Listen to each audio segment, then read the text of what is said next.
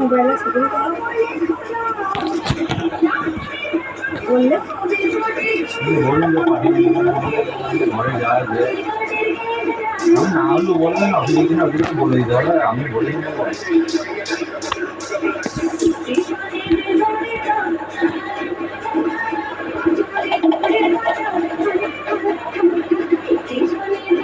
ছেলেটা কি করে?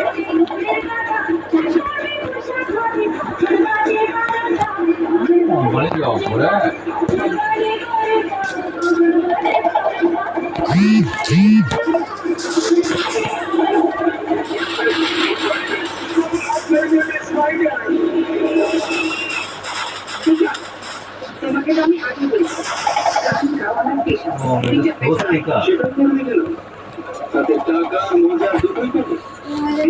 অল্প বই কেন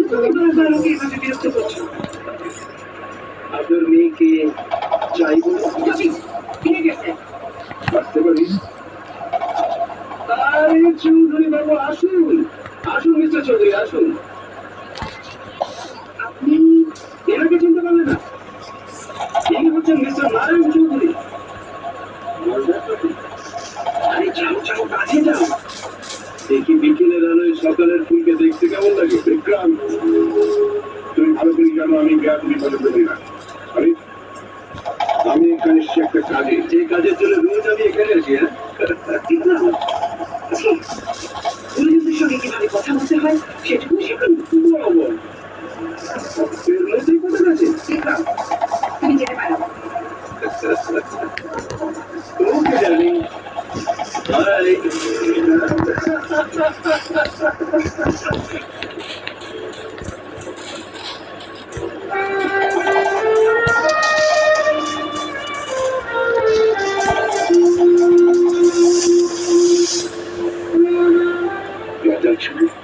হ্যাঁ, আমি ওনার ভীষণ ফ্যান।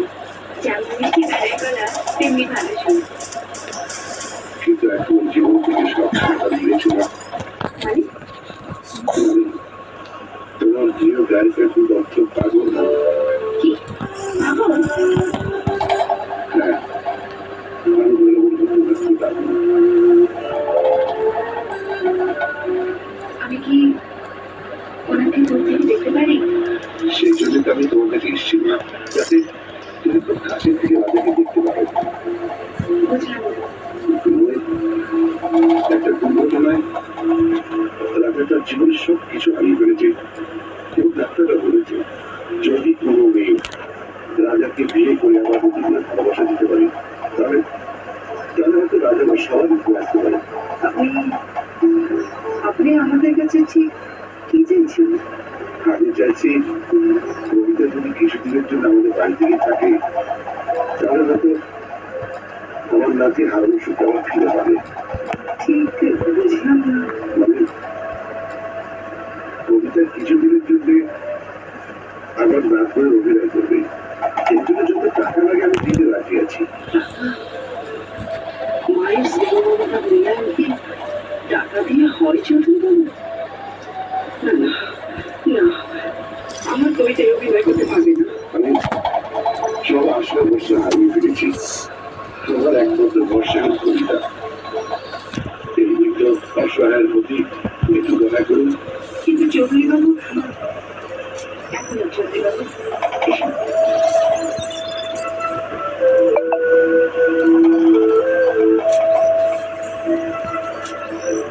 কিন্তু মা, তুমি তো চেয়েছিলে আমি এই নোংরা পরিবেশ ছেড়ে দিয়ে একটা সম্মানের জীবন পাই। কিছুদিনের জন্য হলেও চৌধুরী বাড়ি বউ হয়ে আমি সেই সম্মানটা পেতে পারি না। কিন্তু তাই বলে একটা একটা খবরের সঙ্গে এমনিতে আমি কোন ভালো পরিবেশ থাকি মা। দিন রাত এই গুন্ডা মাতার লক্ষ্যদের সঙ্গে মন জগিয়ে যাওয়া থেকে একটা পাগলের সঙ্গে থাকা অনেক ভালো। আমার সেবা যত্ন নিয়ে আমি যদি আমার প্রিয় গায়ককে সুস্থ করে তুলতে পারি তাহলে আমি মনে করবো আমার জীবন সার্থক হয়েছে মা।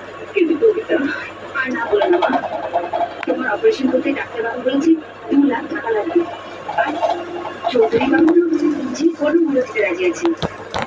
দেবে না মা, এতে একটু পক্ষই ফেলাতে। বেশ, তুই যা ভালো বুঝিস কর। কবিতা, ধন্যবাদ দিয়ে আমি তোমাকে ছোট করবো না মা। আমি চিরদিন আপনাদের কাছে কৃতজ্ঞ থাকবো। কাল আমি এগ্রিমেন্ট পেপারের টাকা নিয়ে আসবো। তুমি দলিতে বা আমি তোমাকে নিয়ে যাবো। নমস্কার।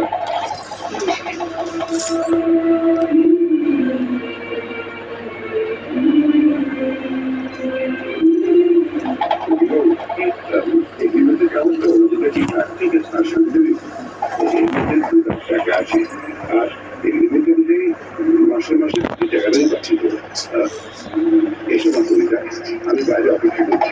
আসলে কি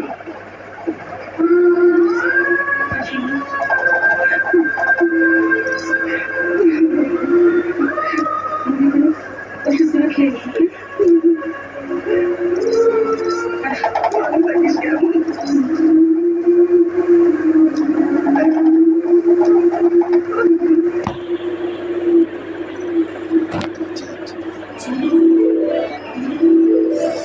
এসব কবিতা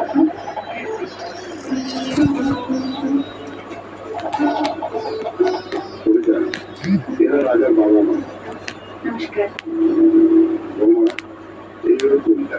আমি ওর পরিচয় জানতে চাই না বাবা। আমার ছেলে সুস্থ কিন্তু এটাই চাই। এসব কবিতা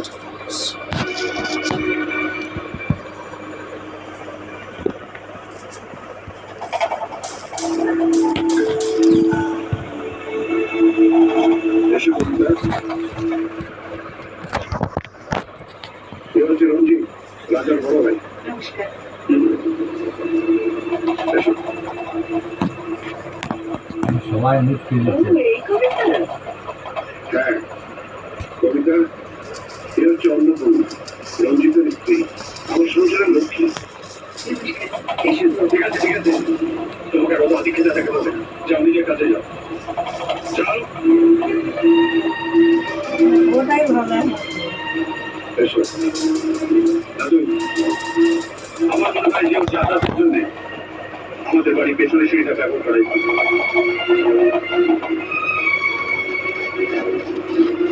চলো।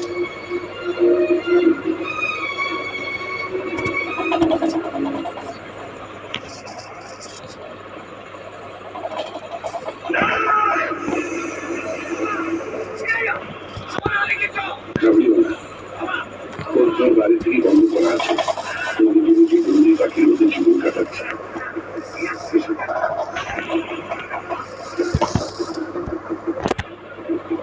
যে কাউকে ওইটা খুব ভালো। পারবই। এরকম একবার হয়ে যাবে না। বারবার বিরতি নয়, জীবনে বিরক্তি লাগে। সন্ধ্যে 7টার খালি একটা খালি এলা। সন্ধ্যে 7টা মানে বর্তমান তার একটা দেয়। এখানে দেবে না, একটাই হয়। এখানে কমই পরপরই দিচ্ছে। অনেক পর করে। এতভাবে সহ্য করে চেয়ে চেয়ে করতে পারে বিরাট ব্রিটিশ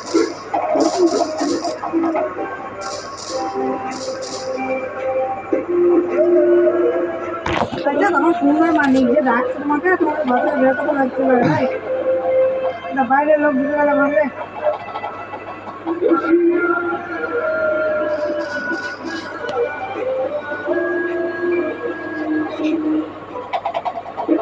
যেখানে আপনি এরকম বিভ্রান্তি করেছেন তো এর ভাই চলে এসেছে। না না আমি বুঝতে পারি।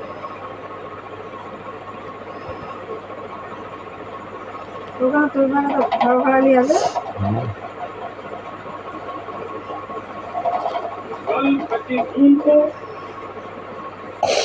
অনেকটা খরচ হয়ে যাবে। হ্যাঁ?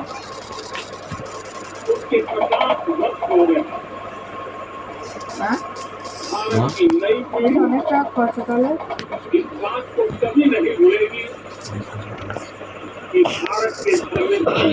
খরচা হয়ে গেছে। তাহলে ওই যে 6 মাস পর রিপোর্টটা আনতে দিতে হবে। আগামীকাল মঙ্গলবার হলো কিরকম দেখবে 50 বছর আগে এই দিনটিতে মাঝরাতে দেশ জুড়ে জরুরি অবস্থা নিয়ে দেশটা চালু হয়। সেই ভয়াবহ পরিস্থিতির কথা দেশবাসীকে মনে করিয়ে দিয়ে সোমবার মোদী বললেন, সরকার চালাতে হবে বিরোধীদের সাহায্য নিয়ে সহমতের ভিত্তিতে। এবার বিজেপি আর লোকসভায় একক সংখ্যাগরিষ্ঠতা পায়নি। সরকার চালানোর জন্য মোদীকে নির্ভর করতে হবে এনডিএর দুই শরিক নীতিশ কুমারের জেডিইউ এবং চন্দ্রবাবু নাইডুর টিডিপির উপর। গত দুবারের সংসদে বিজেপি একাই বিলম্ব সংখ্যাগরিষ্ঠতা পেয়েছিল। রাজনৈতিক মহল মনে করছে এই কারণে মোদীর দল আসলে বিরোধী এবং শরিকদের সঙ্গে সহমতের ভিত্তিতে সরকার চালানোর কথা বলবে।